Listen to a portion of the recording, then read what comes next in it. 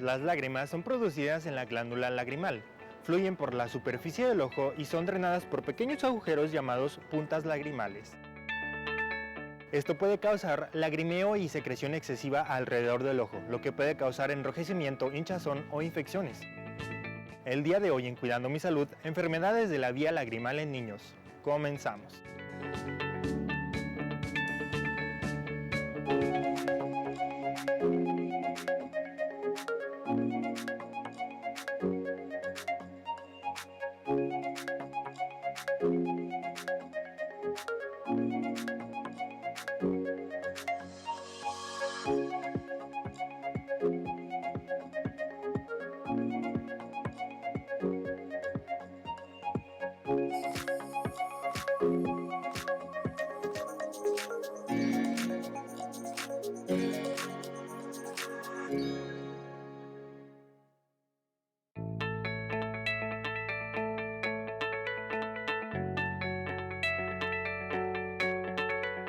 El conducto lagrimal es un tubito que drena las lágrimas de los ojos a la nariz.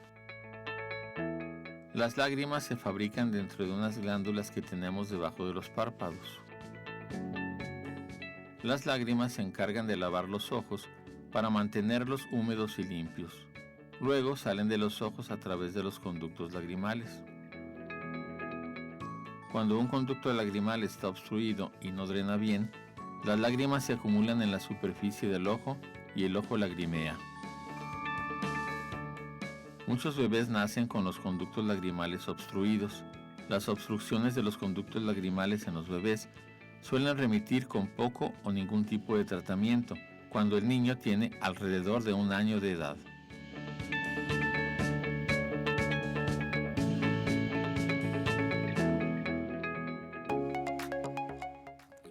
Buenos días y muchísimas gracias por estar una vez más aquí en su programa Cuidando mi Salud. Mi nombre es Mónica García. Los saludo como todos los miércoles, esperando que tengan un bonito día. El día de hoy vamos a hablar de un tema muy interesante que, es enfermedades de la vía lagrimal en niños. Vamos a ver qué sucede, porque a veces vemos muy comunes las lágrimas, que puede ser que sí lo sean, pero vamos a ver qué puede provocar algunas enfermedades. Y para ello nos acompaña el doctor Mario Andrade Lozano, quien es oftalmólogo y también es maestro investigador de nuestra casa de estudios. Bienvenido, doctor. Muchas gracias por estar el día de hoy con nosotros, hablarnos de este tema tan interesante. Hola, Moni, muchísimas gracias por la invitación. Aquí estamos con mucho gusto para brindarles la información. Muy bien, pues bienvenido, doctor. Vamos a hablar de este tema, como les decía con nuestro invitado, pero antes vamos a ver un sondeo en la comunidad universitaria. ¿Qué importancia tienen las lágrimas para las personas?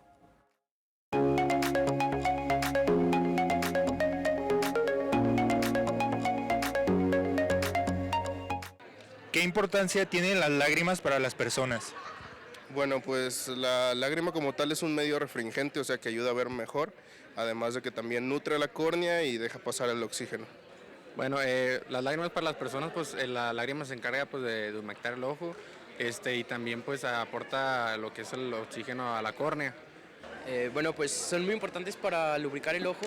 Yo creo que a todos nos ha llegado a ocurrir que al momento de estar trabajando en una pantalla o estando mucho tiempo en el celular, comenzamos a sentir como arena en los ojos, por llamarlo de alguna manera, y es justo donde la lágrima pues ya empieza a evaporarse y empieza a haber muchos problemas por deficiencia lagrimal justamente. Pues la verdad es que es de bastante importancia, ya que la lágrima logra humectar lo que viene siendo la superficie ocular de las personas. Al tener una deficiencia en esta película lagrimal, los párpados al cerrar y abrir, entonces generan una fricción, lo cual puede causar constantemente mucha sintomatología como comezón o ardor. Bueno, pues la lágrima tiene una importancia muy grande, ya que gracias a estas tenemos un óptimo funcionamiento del ojo, tenemos que está bien humectado, bien lubricado y para no tener esa sensación como de terrosidad o de cuerpo extraño. ¿Qué podría suceder si el canal lagrimal se bloqueara? Pues puede haber inflamación del saco lagrimal y tenemos ojo seco a veces.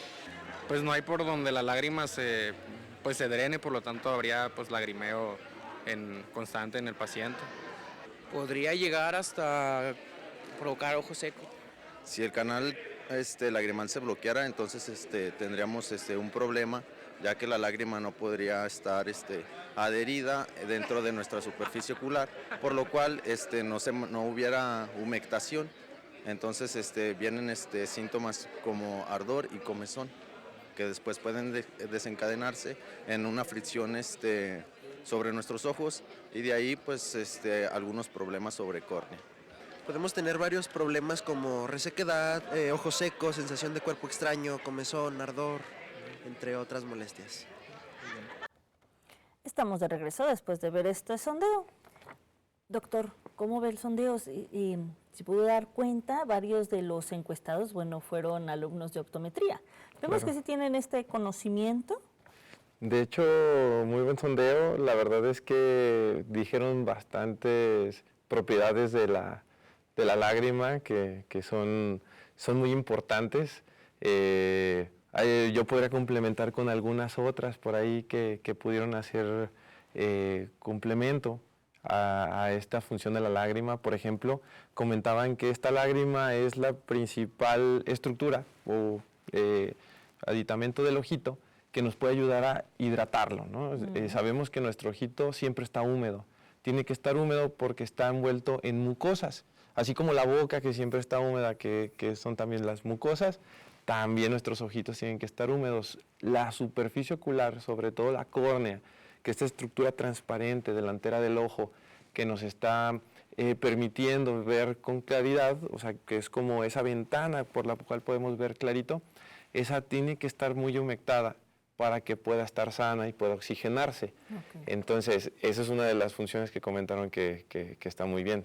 La otra, aparte de humectar y poder permitirnos ver claro, también otra función es la protección, no tanto sobre las cuestiones físicas sobre el ojo como el parpadeo, sino también el contenido de esta lágrima tiene ciertas sustancias o moléculas que son, por ejemplo, anticuerpos para podernos defender de alguna que otra bacteria que se quiera ahí aprovechar, que nos quiera ocasionar una conjuntivitis, todas las toxinas que están volando sobre el aire, que nos puedan llegar a caer todas estas impurezas. Nuestra misma lágrima es como un método de lavado que está constantemente dándonos esa claridad y que no se nos irriten nuestros ojitos. Entonces, ese sondeo estuvo muy bien a estos estudiantes de optometría, sí que han estudiado bien. Muy bien, pues qué bueno sí, claro. que sí estuvieron atentos a clases, a toda esta parte. Y bueno, pues ahora sí, doctor, vamos a empezar de lleno. Ahorita nos estaba platicando un poco de las funciones de las lágrimas, pero nos gustaría que nos dijera qué funciones físicas tienen las lágrimas en nuestro organismo. Pues prácticamente la primerita que les comentaba era la lubricación ocular. Esa lubricación ocular es básica porque todos hemos escuchado mucho del ojo seco o la resequedad ocular o esa sensación de arenilla, ardor que comentaban los chicos en el sondeo. Va muy relacionado sobre esta lágrima. La lágrima como ese principal factor que nos permite tener húmedos nuestros ojos. Y al tenerlos húmedos están sanos. Obviamente, no en exceso. Okay. Ahorita vamos a ver cuáles son las posibles causas que nos pueden dar ese exceso de lágrima o ese como aumento de lágrima en nuestro ojo que también puede ser molesto. Pero esa humectación es principal. La defensa, también entre las cuestiones, las impurezas, bacterias del ambiente. Y sí, alguien dijo ahí es un medio de refracción, sí. La lágrima es la primera parte por donde pasa la luz para entrar al ojo. Antes de la córnea. Entonces, una buena película lagrimal sobre nuestro ojo también es importante para poder tener una graduación o una visión clara. Ah, correcto. Sí, entonces, son importantísimas para nuestros ojos. Exacto. Y bueno, ¿qué pasaría si no produjéramos lágrimas? Totalmente lo contrario. Tendríamos deficiencia de todas estas funciones que tiene la lágrima. Y principalmente, uno de los síntomas o de los diagnósticos que nosotros podemos realizar dentro de consultorio prácticamente es el síndrome de ojo seco.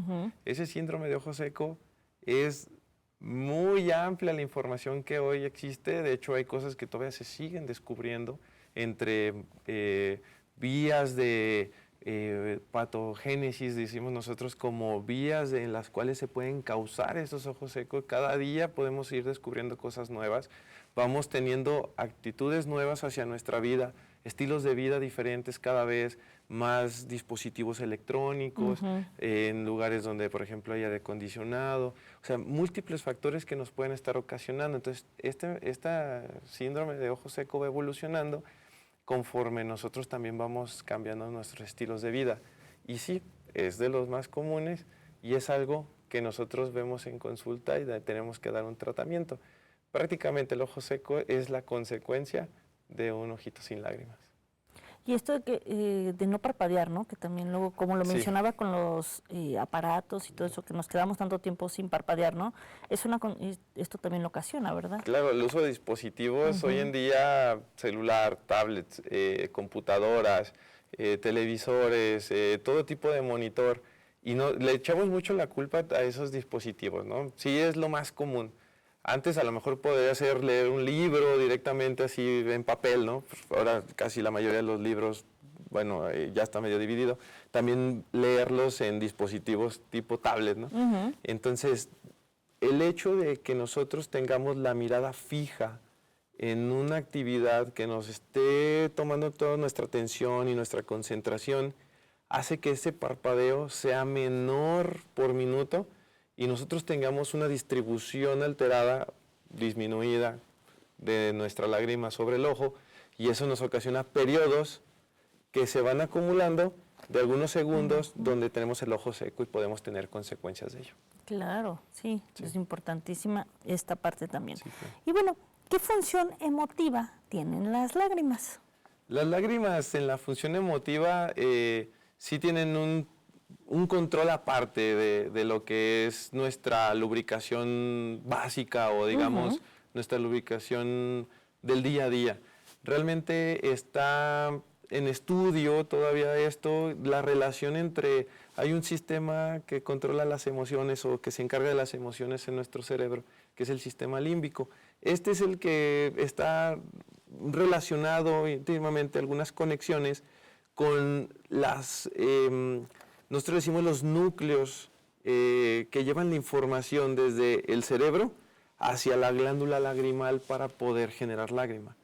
Entonces, hay una relación estrecha que ha hecho a través de la evolución del humano, que ha tenido esta provocación de lágrimas al tener alegría, tristeza, a veces hasta enojo, en la expresión de los sentimientos, tener esta salida de lágrimas hace que en otras personas provoque un sentimiento como de emergencia, de tener que atender a esa otra persona, de empatía, entonces de querer, de cuidado, de querer atender qué es lo que está pasando, como un niño puede llegar a emitir, por ejemplo, un llanto sin lágrimas, pues, uno voltea, ¿no? Y dice, ay, algo está pasando con este bebé, ¿no? O con este niño. En cambio, las lágrimas también es un sentido como de la evolución del humano, de la misma sociedad, psicológicamente, de que está pasando algo, una emoción, y captar la atención de empáticamente los demás, atender qué está pasando. Es algo que está en estudio todavía todo esto. Sí, claro. Sí, que todavía vamos aprendiendo. Sí. Vamos a seguir hablando sobre este tema del día de hoy, pero antes vamos a una pausa. Lo invitamos a que no se vaya.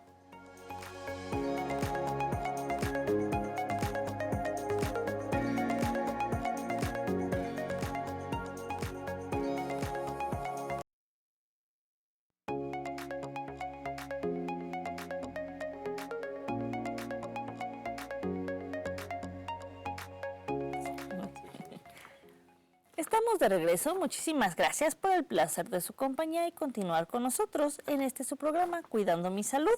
Vamos a seguir hablando sobre el tema del día de hoy de enfermedades de la vía lagrimal en niños, pero antes vamos a ver una cápsula de TED Ed sobre los 3 tipos de lágrimas.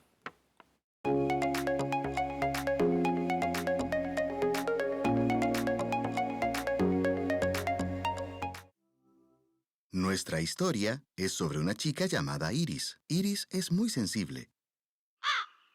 Tanto que está siempre en lágrimas. Llora cuando está triste, cuando está feliz E incluso cuando algo simplemente la conmueve. Tiene glándulas lagrimales especiales para hacer nuevas lágrimas y tubos especiales llamados puntos lacrimales para drenar las viejas. Y llora tanto que por ella pasan 300 mililitros de lágrimas por día, 114 litros al año. De hecho, si te fijas bien, verás que está llorando un poco todo el tiempo.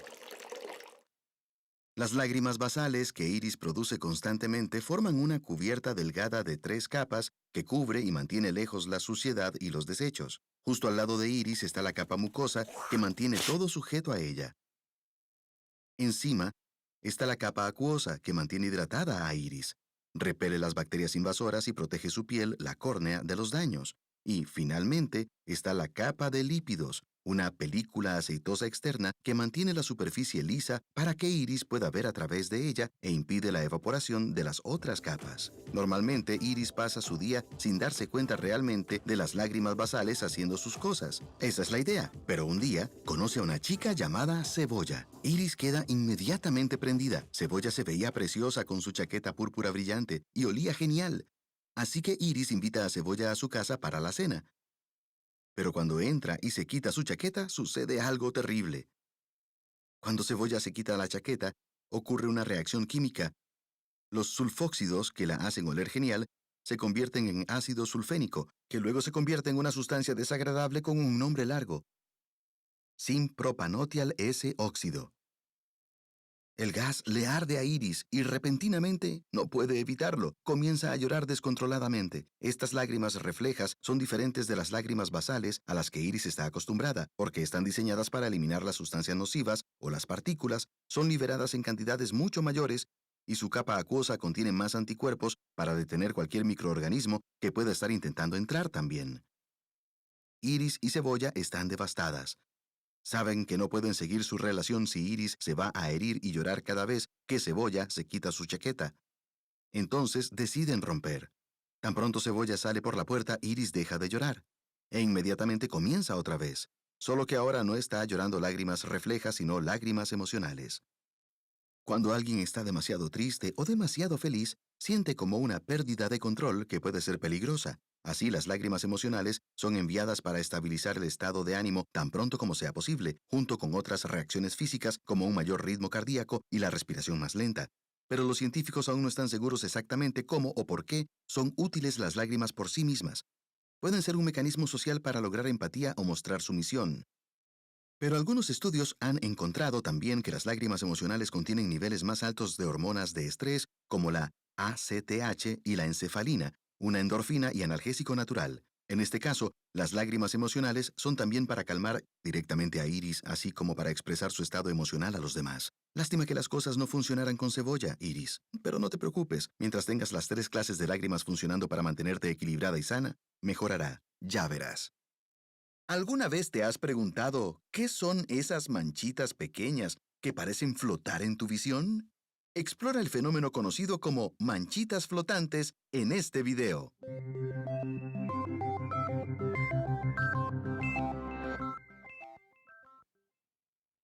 Estamos de regreso después de ver esta cápsula y bueno, aprender un poco de los 3 tipos de lágrimas. Vamos a seguir hablando con nuestro invitado del día de hoy. Y antes del corte, doctor, usted mencionaba esta parte del ojo seco, sí, y que bueno, a veces no sucede, ¿no? Ahorita con el día a día. ¿De qué manera, bueno, se puede incrementar la producción de lágrimas?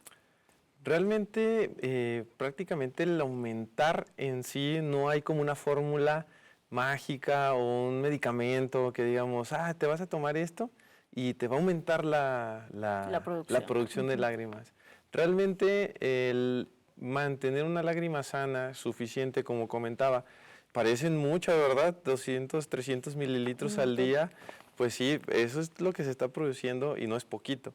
Entonces, no, el chiste no es como aumentar, así como de yo quisiera tener 500 mililitros al día, ¿no?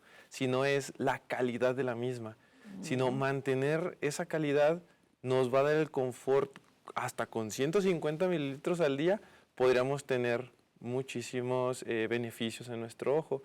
En sí, la alimentación adecuada mucho está ahorita en estudios sobre todo el uso del omega 3 o por ejemplo alimentos ricos en omega 3 que nos dan mayor calidad en esa capa lipídica que hablábamos de la lágrima en el corto, que es una parte muy importante para evitar que se evapore, que estábamos hablando anteriormente sobre los dispositivos y todo esto, que la lágrima se nos llega a evaporar y queda por periodos a veces largos este ojito descubierto, esa lágrima, y se empieza a secar.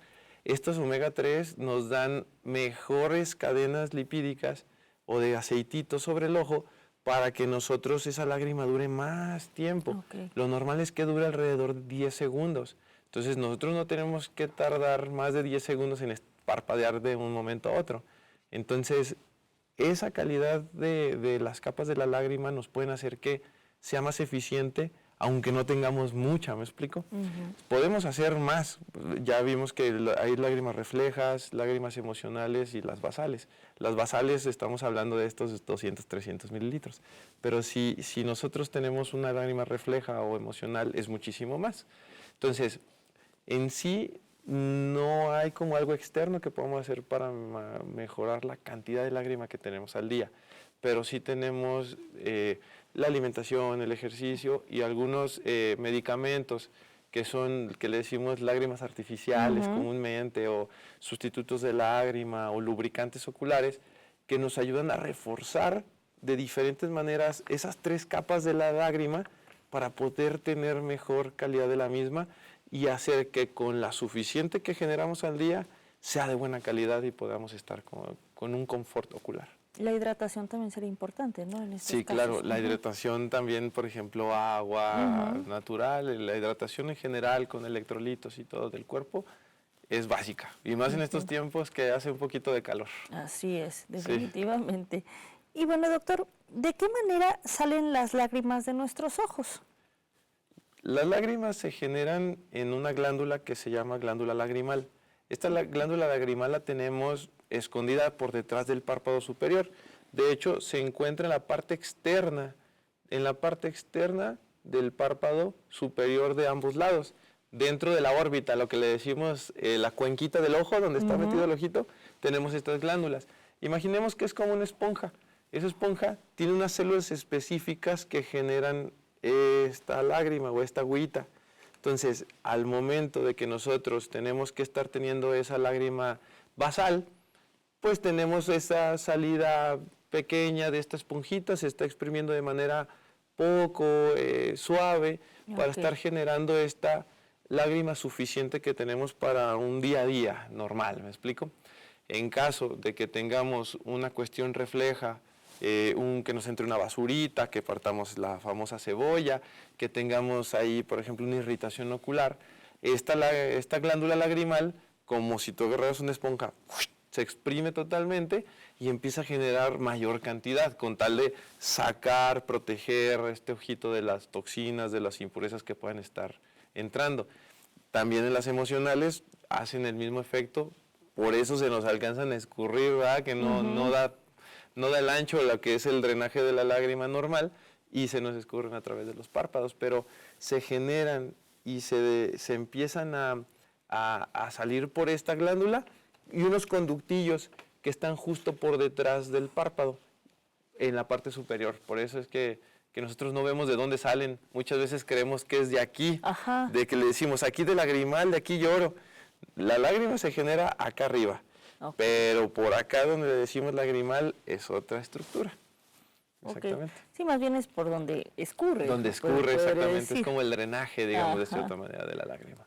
Entonces, esa glándula lagrimal es muy importante porque es la principal glándula. Tenemos glándulas accesorias que tienen nombres de personas que las describieron, como las glándulas de Krauss o de Moll, que son de menor cantidad, así muy poquito a comparación del 95-99% que genera de lágrima la glándula lagrimal.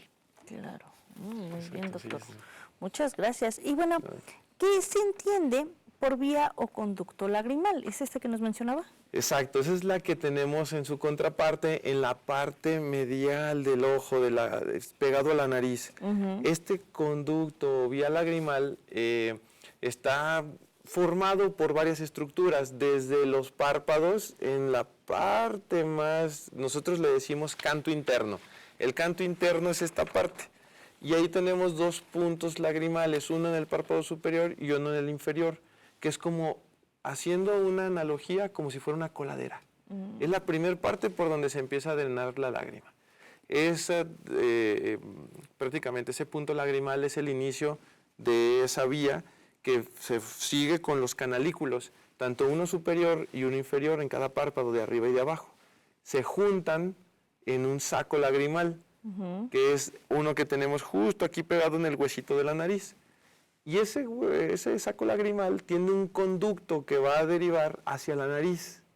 Por eso cuando lloramos, a veces que moqueamos, decimos, ¿no? Que tenemos un poquito de escurrimiento nasal.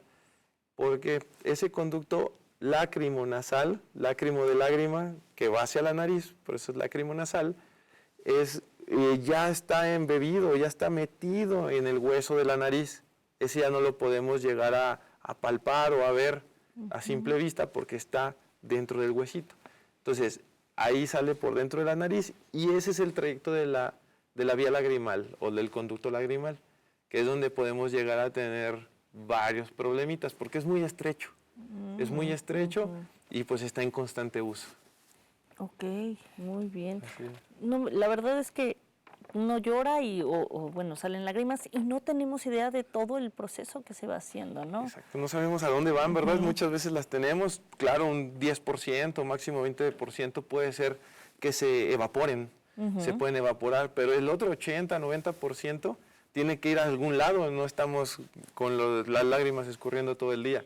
Claro. Tienen que drenarse, tienen un drenaje que va hacia la nariz prácticamente. Nosotros no lo sentimos porque prácticamente de la nariz se van hacia la garganta, hacia la parte de atrás. Entonces nosotros no sentimos que esté escurriendo en ningún momento. Qué interesante, doctor. Muy sabio. Vamos a seguir hablando sobre este tema del día de hoy, pero antes vamos a una pausa. Lo invitamos a que no se vaya.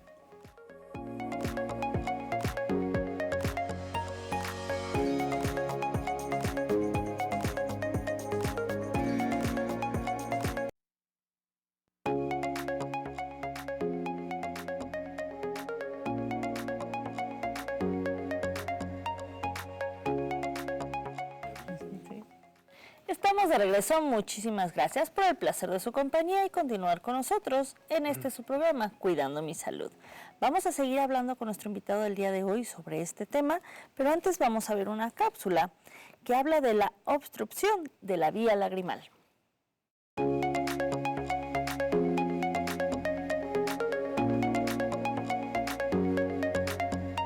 Las lágrimas se forman en la glándula lagrimal, situada en la zona superior externa dentro de la cavidad orbitaria.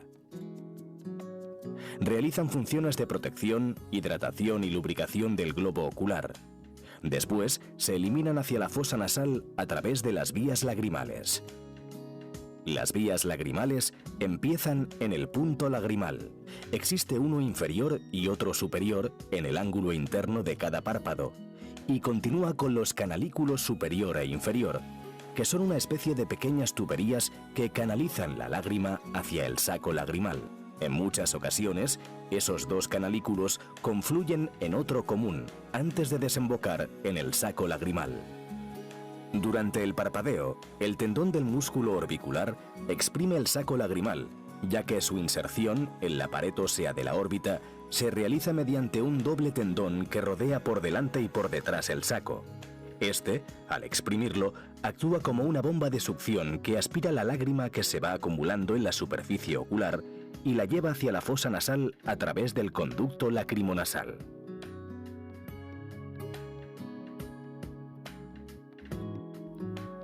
Se considera obstrucción de las vías lagrimales cualquier alteración en alguna de las partes de estas vías que origine la mala eliminación de la lágrima y, consecuentemente, un lagrimeo que pueda ser constante o intermitente. La obstrucción de las vías lagrimales puede ser de origen congénito desde el nacimiento o producirse en edad adulta. En los adultos puede ser debida a múltiples causas: conjuntivitis crónicas, traumatismos, un tabique desviado, un cornete hipertrófico, pólipos, rinitis o rinosinusitis crónicas, etc. Y puede estar localizada en cualquier parte de la vía lagrimal. Esta obstrucción produce un lagrimeo constante o epífora. Ocasionalmente puede producirse una infección del saco lagrimal que debe tratarse con antibióticos, en colirio o por vía oral. Un simple cateterismo e irrigación de la vía lagrimal es suficiente para diagnosticar una obstrucción de vías lagrimales y en pocas ocasiones se puede requerir una DCR o dacriocistorrinostomía. También es muy importante la exploración de la fosa nasal por parte de un otorrinolaringólogo. En la mayoría de niños, este problema se resuelve de forma espontánea en el primer año de vida. Durante este periodo, el tratamiento consiste en realizar un masaje en la zona del saco lagrimal, una buena higiene de esa área y, cuando hay infección, aplicar el oportuno tratamiento antibiótico. En niños que no han resuelto el problema de forma espontánea, hay que practicar un sondaje de la vía lagrimal. Esto se realiza de forma ambulatoria en pocos minutos en quirófano. La siguiente actuación sería quirúrgica, aunque no es recomendable hacerla antes de los 2 o 3 años de edad, y consistiría en colocar un tubo de silicona durante unos cuantos meses para evitar el cierre de la comunicación. En un adulto, la cirugía que se realiza bajo anestesia local y sedación es la DCR o dacriocistorrinostomía transcanalicular, asistida por láser de diodo e intubación bicanalicular. Consiste en introducir por el punto lagrimal y canalículo hasta el saco lagrimal la fibra óptica del láser de diodo y realizar una nueva comunicación entre el saco lagrimal y la fosa nasal. Una vez realizado este, se introduce un tubo de silicona por el punto lagrimal superior e inferior y se pasa hasta la nariz. Manteniéndolo allí entre 3 y 6 meses para evitar el cierre del nuevo conducto.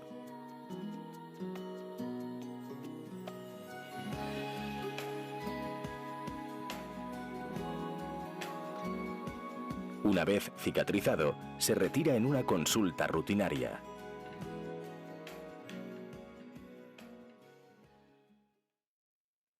Estamos de regreso después de ver esta cápsula y bueno, con esta explicación que también el doctor nos daba antes del corte. Y bueno, pues ahora vamos a entrar de lleno lo que es el tema del día de hoy, que bueno, es enfocado a los niños. Entonces, doctor, bueno, ¿cuáles son las principales enfermedades de la vía lagrimal en niños? Las principales es la obstrucción. O sea, en realidad puede ser infecciones, obstrucción, pero recién nacidos casi siempre inicialmente es una obstrucción. Puede ser en cualquier parte del trayecto de este conducto lagrimal, o sea, puede ser desde los puntos lagrimales que iniciamos en los párpados hasta el conducto lacrimonasal, que es el final de ese drenaje. Casi siempre pueden ser que esos puntos lagrimales iniciales, que es como la coladerita del ojo que comentábamos, no se han formado por cuestiones genéticas. Entonces, aunque todo el resto del conducto lagrimal esté formado, si no tenemos la coladerita no vamos a tener función del resto del conducto. Puede haber obstrucciones en cualquier parte de los canalículos, del saco lagrimal, pero lo más común es que haya una obstrucción en el conducto lacrimonasal, y eso también es por causas genéticas.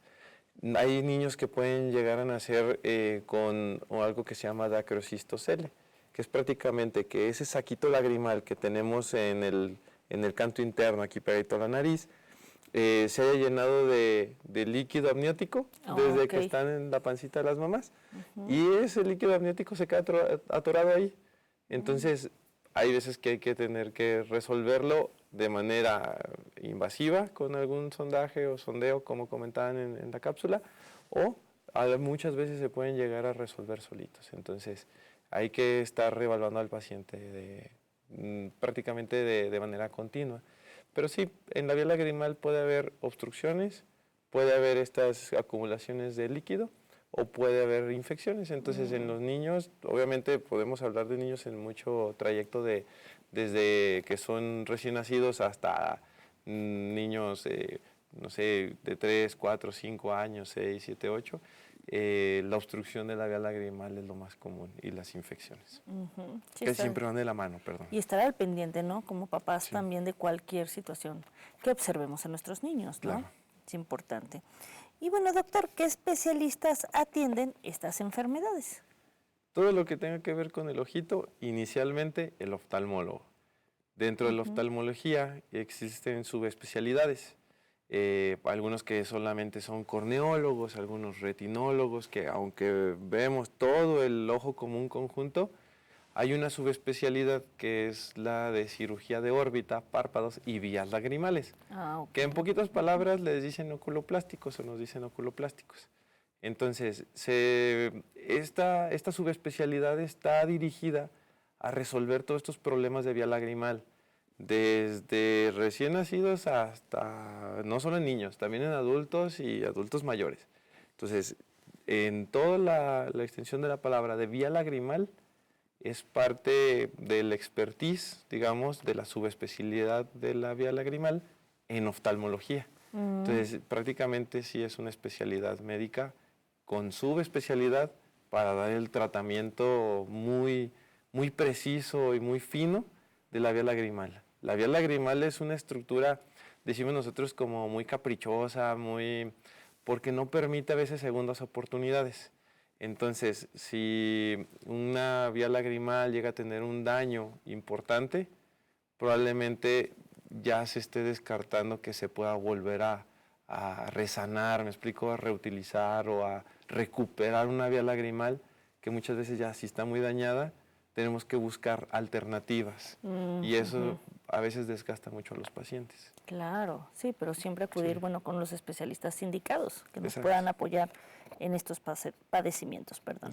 Y bueno, ¿cómo se diagnostican comúnmente estas enfermedades? Normalmente es casi que ya me los llevan diagnosticados las mamás o los papás en la cuestión de los niños, porque nosotros pues ya escuchamos en los sondeos, en las cápsulas, es de bien saber que si lagrimeamos es porque una de dos, o nos entró algo en el ojito o algo así que puede pasar, o que no se está drenando la lágrima de manera correcta. Entonces muchos papás llegan y ya me comentan, oiga, creo que mi hijo tiene el lagrimal tapado, porque ya tiene meses, casi siempre meses, no 2 días, 3 días, un día, meses o años, que le lagrimea mucho un ojito a comparación del otro. Es más común que sea solamente la obstrucción de un lado, porque siempre hablamos de la vía lagrimal, pero en realidad tenemos dos, una derecha y otra izquierda. Entonces, de cierta manera, casi siempre es unilateral, y eso es lo que nos ocasiona que los papás les brinque como el de, ¿por qué un ojo le llora y el otro no? A uno le sale mucha lagañita muy seguido y el otro no. Entonces, desde que los papás nos dicen la evolución del paciente en un consultorio, en una consulta médica, nosotros ya vamos generando información sobre las posibilidades diagnósticas de una obstrucción de vía lagrimal o una infección de la misma. Entonces, nosotros en consultorio realizamos revisiones dirigidas hacia la vía lagrimal, desde pasar líquido directamente en la vía lagrimal para ver si pasa hacia la nariz, o poner gotitas de colorantes,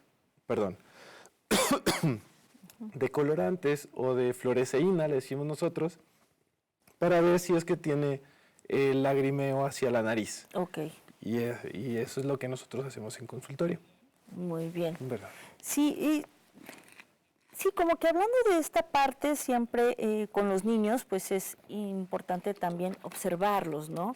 Ahorita que mencionaba que a veces lagrimea más un ojo que otro.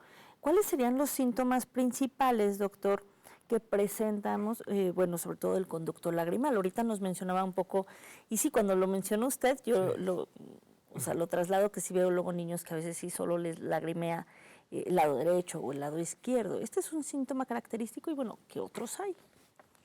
Hay que distinguir, por ejemplo, mucho del lagrimeo de la epífora. El lagrimeo es cuando la cebolla o algo nos cae dentro del ojo y empezamos a tener esa reacción. Claro. La epífora es que esa lágrima basal no se está drenando por donde debe de ir. No tenemos ningún síntoma de ardor, comezón ni nada. Simplemente nos está escurriendo la lágrima. Eso se llama epífora. Entonces es el principal dato de alarma o dato clínico que podemos encontrar. La lágrima, como el agua, tiene que fluir, correr.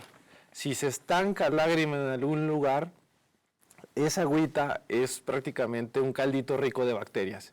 Si se queda atorado en una parte de la vía lagrimal, las bacterias normales del párpado o de la superficie del ojo pueden llegar a colonizar o pueden llegar a generarse de mayor cantidad y generar infecciones. Entonces, un niño que llega con pus en el ojo, con lagrimeo, bueno, con epífora, o ya con lagrimeo porque tiene una irritación ocular, ojo rojo, párpados hinchados y solamente de un lado, entonces hay que empezar a sospechar que este paciente puede llegar a tener una obstrucción lagrimal que ocasiona infecciones de repetición. Claro. Porque puede ser que ya pasó una consulta, le dimos un tratamiento antibiótico al paciente, en el ojito se resolvió, ya al mes o a las 3 semanas ya regresó con otra infección. No es normal que un paciente pediátrico tenga tantas infecciones de repetición en un ojito, y luego casi siempre solamente de uno.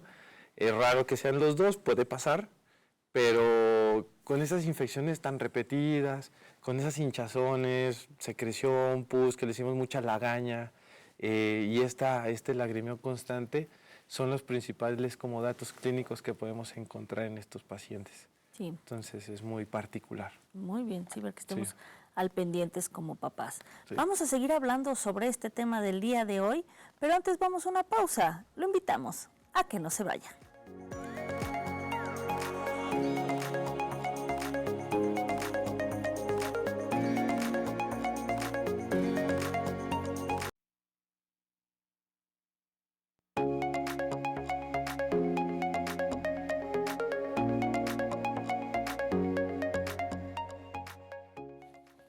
Estamos de regreso, muchísimas gracias por continuar con nosotros. Estamos en la recta final de nuestro programa del día de hoy, pero todavía nos quedan algunas preguntas a nuestro especialista. Continuamos, doctor. Bueno, ¿por qué razones puede obstruirse el conducto lagrimal? Ya nos mencionaba ahorita que eso puede suceder, pero ¿por qué? ¿Por qué sucede? En los niños, en la cuestión de la obstrucción lagrimal en edad pediátrica, casi siempre es desde los bebés. Así decíamos, recién nacidos, 3, 4 semanas de nacidos, se empieza a generar las primeras lágrimas. No sé si han fijado que los bebés recién naciditos lloran, pero no hacen llanto, pero no hay lágrimas. A partir de las 3, 4 semanas en adelante se empiezan a notar estas primeras lágrimas y por tanto se empieza a probar esa vía lagrimal. Las vías lagrimales en los bebecitos que están obstruidas se deben a una membrana de una válvula específica, tiene un nombre, se llama Rosenmüller. Esa membrana, normalmente con los primeros llantos, con esto, se tiene que romper. Es una membranita que está ahí, que con la presión de la lágrima y los llantos, tiene que vencerse, tiene que romperse para que se vaya drenando hacia la nariz, la vía normal. Hay veces que esas membranitas son o muy resistentes o están con mucha fibrosis o muy, muy rígidas que no se logran romper tan fácil. A los pequeñines de este tipo de obstrucción de vía lagrimal se notan desde el primer, segundo mes, tercer mes de nacidos, y es algo que nosotros le llamamos pues que es congénita porque viene con el nacimiento. Hay otros tipos en la edad pediátrica, que es la segunda más común, que es por infecciones. Yo comentaba hace ratito que van muy de la mano. Puede ser que la obstrucción genere infección o la infección pueda generar una obstrucción. Entonces, las infecciones repetidas en vía lagrimal, en los ojos, esas famosas conjuntivitis, pues la lágrima lleva las bacterias y también se van hacia la vía lagrimal. Pueden generar inflamaciones, infecciones dentro de la vía que generen como, digamos, unos pegamientos o un estrechamiento de esa vía y se pegue. Y es como si nosotros un popote lo juntáramos y pues ya no pasa ni para abajo ningún tipo de lágrima.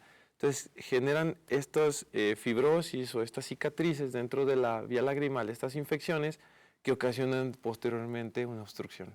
Entonces prácticamente esas dos son de las más comunes. Hay otras que ya son más accidentales, por ejemplo, existen muy comúnmente las famosas mordidas de perro en la cara de los niños. Los niños que todavía no bajo una supervisión adecuada se acercan mucho a la carita de los perros, de algún animalito, comúnmente son los perros, hay una mordida, existe un arrancamiento del párpado justo donde están los canalículos y puede generar una obstrucción al cicatrizar. Porque si no se trata a tiempo en un quirófano con un tratamiento específico para poder intentar salvar esa vía lagrimal, seguramente se va a cicatrizar, genera una cicatriz y esa vía lagrimal se llega a perder muchas veces. Entonces, es menos común, pero sí puede suceder por cuestiones accidentales. Sí, claro, sí, hay que estar como atentos a cualquier situación, pero puede suceder. Y bueno, ¿qué tan común es la obstrucción en la vía lagrimal? Ahorita que nos mencionaba. Es dentro de las enfermedades, dentro de las patologías infantiles o neonatales, yo me atrevo a decir que dentro de los estudios es de las más comunes en los bebés, en los niños, más en general, así como en los adultos y en toda la consulta oftalmológica, no es tan común. Pero sí, alrededor de los recién nacidos pueden presentar desde un 5 hasta un 10% de todos una obstrucción al nacimiento. Que resuelva es la mayoría de las veces, como decían en las cápsulas, que esta obstrucción se resuelva a través del tiempo con un tratamiento conservador. Nosotros aquí en México las guías nos dan hasta un año de vida de esta obstrucción congénita, por ejemplo, para que se pueda resolver solita, con masajes, con tratamientos conservadores, con vigilancia del paciente. En caso de que no suceda, pues tenemos que intervenir. En cuestiones de que sean generadas por una infección o por una lesión directa, una ruptura directa de esta vía lagrimal, pues no queda más que hacer un tratamiento como más invasivo, ¿no? Resolver el problema que está ocasionando.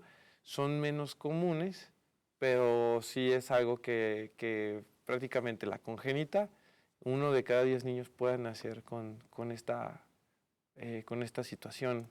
Entonces puede resolver, pero los que se llegan a intervenir son menos proporción, más o menos como del 3 al 5%. Claro, sí, por eso checarlos y bueno, estar en completa vigilancia, ¿no? Esta parte. Y bueno, doctor, ¿cómo se trata la obstrucción del conducto lagrimal? Dependiendo de su, digamos, de su etiología o de su causa. Aquí, como le comentaba a Moni, sí es una cuestión, normalmente cuando son congénitas de nacimiento, se hacen masajes encima del saco lagrimal para generar esta presión que necesitamos para romper esa membrana que nos está tapando, esa famosa membranita de Rosenmüller que le comentaba, que es una valvulita que tiene que romper. En caso de que con el masaje veamos que el paciente mejora, ya no tiene esa epífora, ya no tiene esa secreción constante, prácticamente vemos que resolvió. Muchos pacientes con tratamiento conservador pueden llegar a ser resueltos sin necesidad de una intervención propia quirúrgica, porque es dentro de quirófano.